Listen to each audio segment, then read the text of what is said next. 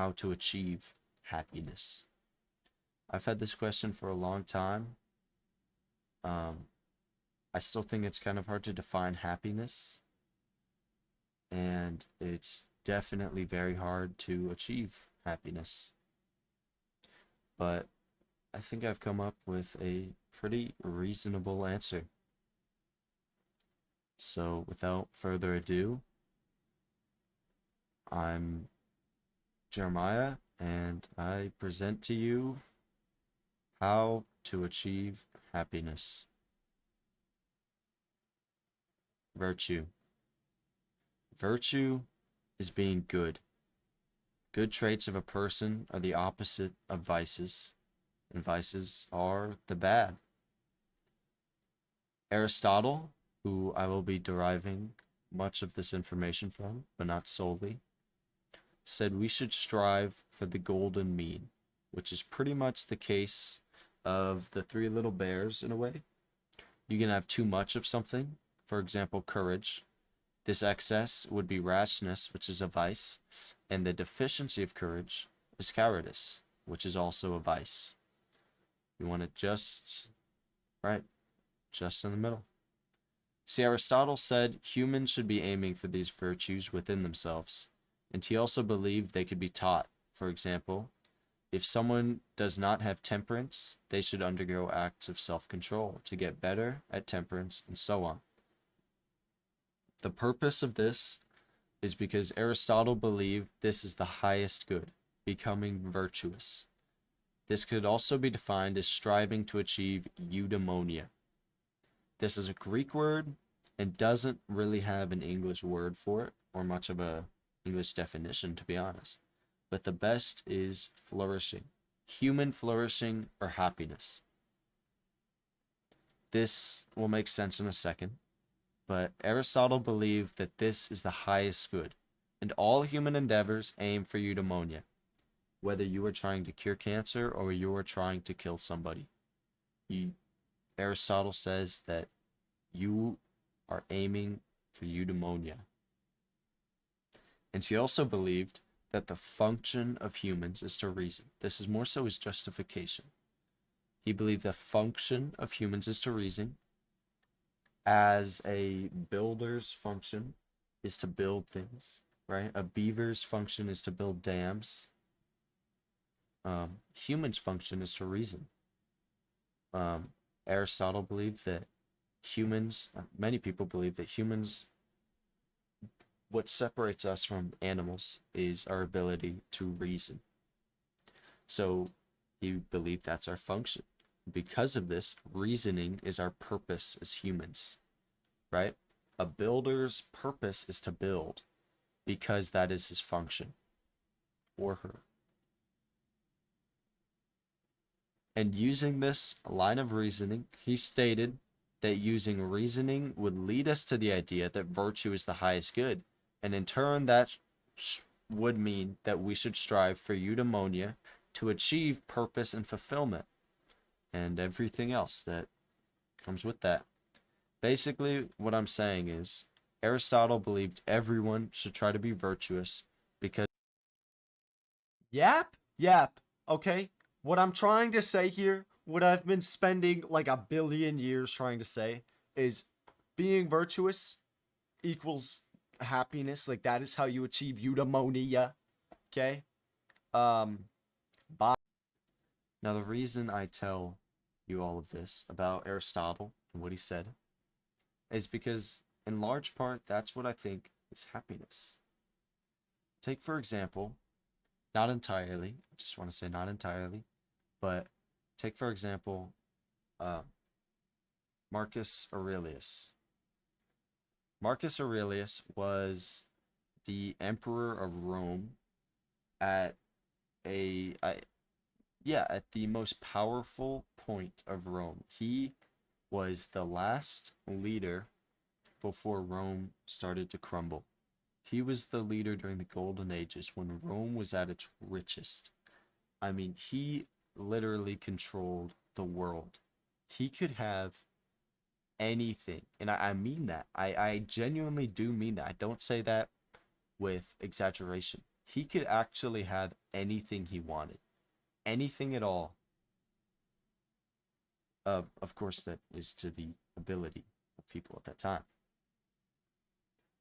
And, most leaders, especially in Rome, as it was so powerful, were very corrupt, um, were very power hungry, and obviously would indulge in lots of sex, probably lots of drugs, lots of alcohol.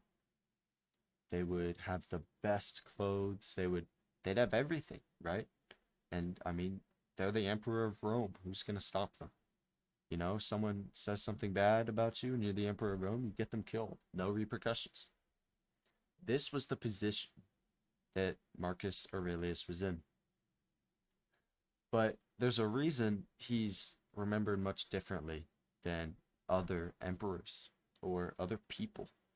He's been regarded as the man who solved the universe. And the reason is because Marcus Aurelius didn't indulge in these things like other emperors.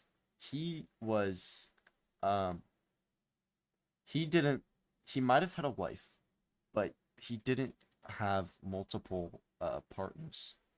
I think he just should have never had sex. He didn't drink. I'm pretty sure he smoked some za every night, but who's I mean, I that's not a big deal. Um, yeah, but he focused on virtue. He had diary entries that we still have, which I'm not going to be specifically going over or mentioning quotes because he's not the focus of this video.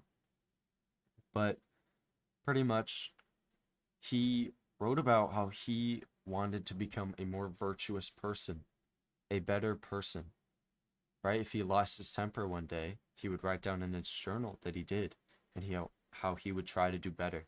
He gave lots of money to the poor. He donated a ton. He didn't wear these amazing clothes. He was fairly normal because he understood that seeing these other emperors who just drowned themselves in alcohol and everything the world had to offer wasn't happiness. It was a state of numbness to life. It was constant pleasure. And he said, I don't want any part of that. I will find eudaimonia through virtue and improving myself.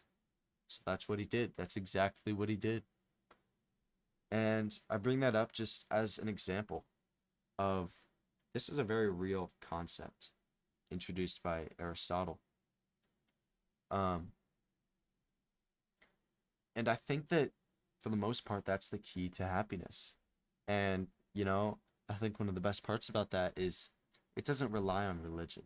You don't have to be a religious person to want to be virtuous, right? Contrary to many pretentious Christians' beliefs, you can be a good person. You can become virtuous without believing in God, without worshiping Him every night. Now, I'm going to expand on this. I personally am a Christian. I know I just made it sound like I am not, and I'm a raging atheist or very against Christianity. And I am in many ways. I'm not really going to talk about that because it's not against the religion in itself, it's against many of the people. But where I kind of stray away a little bit, slightly, from Aristotle, is more of a Thomas Aquinas approach. And I am not Catholic, but Thomas Aquinas took these ideas, these Aristotelian ideas, which is ideas derived from Aristotle, right? Christianity is mostly Aristotelian. And pretty much he said, this virtue right? This eudaimonia is the I guess you could say the Platonic form of that, being Plato was another philosopher who said that there's another world and there's a perfect form of everything, an ideal human, an ideal tree, an ideal car, an ideal person or person of virtue, right? And pretty much God or Jesus is that. He is the ideal form of everything, right? He is the ideal form of virtue, of light, of happiness, of eudaimonia. And Aquinas said, we take this Aristotelian approach, but we connect God to it. So I believe that in our search for eudaimonia, in our strife for attaining a virtuous person within us, we also will end up coming closer to God if we allow ourselves to. And pretty much that's most of what I think.